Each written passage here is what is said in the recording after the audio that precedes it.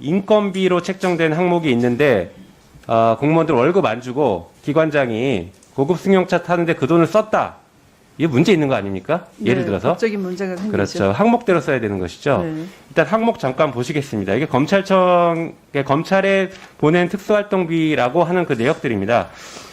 지금 계속 말씀하시는 게 뭐 수사에만 써야 된다라고 얘기하시는데 그렇지 않습니다. 항목 보겠습니다. 첨단 범죄 디지털 수사, 검찰 수사 지원이 있습니다. 수사 일반, 공공수사, 국민생활침해 사범 단속, 마약 수사, 민관 유착 비리 등 사회 공정성 저해 사범 단속, 이런 7가지 항목으로 특활비가 나눠져 있고 거기에 따라서 각각 예산안들이 책정이 되어 있습니다. 그러면 이 예산안에 따라서 특활비도 집행이 되어야 하는 게 원칙이겠죠? 그렇습니다. 네, 그 다음 페이지 보여주시죠. 그런데 이제 뭐 대검에서 특수활동비 자료 그러니까 어떻게 썼다라는 거를 문서검증 때 이렇게 통으로 총액 기준으로만 보고를 했습니다. 그래서 제가 이제 확인해 봤더니 그러니까 아래 대검찰청을 먼저 보시겠습니다. 일선청과 대검부서 수시 집행 3가지로 크게 나눠지는데 일선청에 2018년에 33억 정도 지급했다가 2019년 23억, 2020년 13억, 이제 집행률 84%입니다. 점점 줄어듭니다. 그것은 대검찰청의 특수활동비가 점점 줄어들기 때문에 줄어들었다라고 이해할 수가 있죠. 네. 그 밑에 대검 부서가 쓰는 특수활동비도 2018년 34억에서 2020년 11억 정도로 줄어들었습니다. 물론 집행률이 83%입니다. 이것도 이해가 됩니다. 전체가 줄어들었으니까. 그런데 수시집행, 이게 계속 장관님께서 말씀하시는 쌈짓돈 아니냐라고 말씀하신 게 저는 여기라고 보는데 이 수시집행은 2018년 59억 원 정도, 그러니까 60억 가까이 썼던 것이죠. 네. 거기서 2019년 56억 7,800만 원, 2020년 집행률 80%인데 53억. 이게 더 집행률이 높아지면 60억 가까이 될 것 같습니다. 네. 그리고 전체 특수활동비에서 차지하는 비율을 보면 2018년에 46%였는데 수시 집행이 2020년엔 65%로 확 높아집니다. 다시 말해서 검찰총장이 본인이 자의적으로 마음대로 쓸 수 있는, 물론 수사 목적에 썼다고 뭐 생각을 해야겠지만 저희 믿어야겠지만 자의적으로 집행할 수 있는 수시 집행 금액은 줄어들지 않고 비율은 점점 늘어납니다. 이것은 다시 말해서 그 특활비 내용이 제대로 검증이 안 돼 있고 제대로 썼는지 확인이 안 된다는 것이죠. 그리고 앞장 다시 한번 가보시죠. 자, 말씀드린 것처럼 특활비의 세부 사업명은 이렇게 7가지로 되어 있습니다. 다음 장 넘겨주시죠.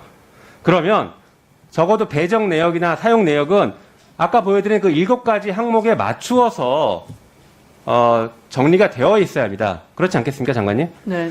그런데 전혀 그렇게 정리를 하지 않고 있습니다. 그래서 본 의원이 현장에서 그 대검 차장에게 질문을 했습니다. 왜 예산 배정 내역대로 이렇게 보고를 하지 않고 자료를 만들지 않았느냐 물었더니 결과적으로 계속 그 말을 조금씩 바꾸다 결론적으로는 이렇게 어떻게 집행 내역을 어떻게 우리가 통계를 냅니까? 못 냅니다. 할 수 없습니다. 이런 식의 답변을 들었습니다. 다시 말해서 대검은 아까 보여드렸던 그 여러 가지 사업명을 고려치 않고 검찰총장의 수시집행 60억 원 맞춰야 된다. 나머지 일선청에 내려보내는 비용은 줄이자. 이런 방식으로 정말로 자의적으로 집행되어 왔던 것입니다. 이게 어떻게 국민의 세금이 이런 식으로 집행되어 왔는지 도저히 이해할 수가 없었던 것이죠. 그래서 말씀드리겠는데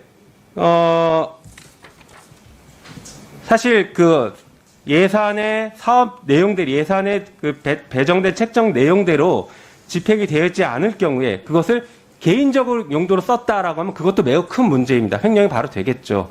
그런데 개인적인 용도로 쓰지 않고 정해진 용도 이외의 용도로 썼다라는 것도 매우 큰 문제라고 생각합니다.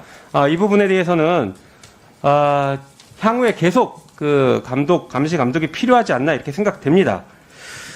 그리고 아까 대검에 계속 일선청에 정기지급분 자료를 받고 대검이 자료를 제출했다라고 얘기를 하고 있는데 이 표에서 보시는 것처럼 일선청에 내려간 13억 정도, 올해 13억 정도 내려갔죠. 이거 내려간 거 한 4개월치, 2020년 1월부터 4월까지 정도의 자료만 거의 통계 위주로만 보여줬습니다. 실제 돈이 갔는지 안 갔는지 모르겠습니다.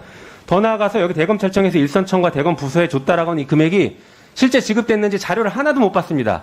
이게 가짜로 만들었어도 저희 의원들이 다 속고 왔을 수도 있어요. 전혀 알 수가 없는 것입니다. 근데 이 정도 표를 봐놓고 대검 검증 잘 됐다라고 얘기하는 것은 전혀 앞뒤가 맞지 않는 정말 말도 안 되는 주장이다 이렇게 생각됩니다.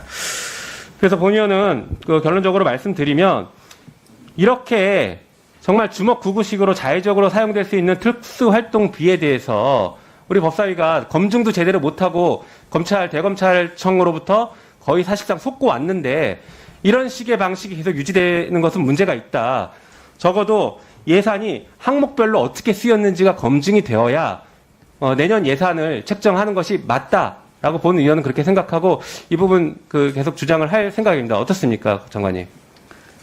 네, 우선 검증은 못하고 A4 용지 한 장짜리로 문서상 보고만 받았다는 사실에 대해서는 감독 책임자로서 막중한 책임을 느끼고 송구하다는 말씀을 드립니다. 지금 현재 법무부 자체적으로 자체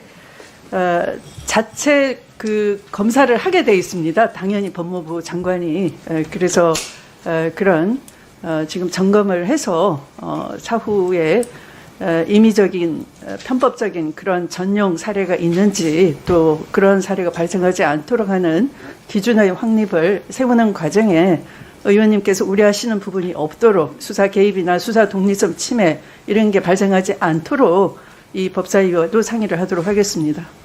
네, 1분만. 네. 예. 네. 중앙지검에 특활비가 계속 지급됐다라고 계속 주장이 있어서 거기에 대해서 마무리로 좀 정리를 해보겠습니다.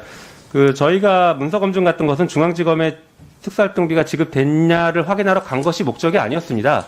대검이 자의적으로 썼는지를 확인하러 갔던 것이었지.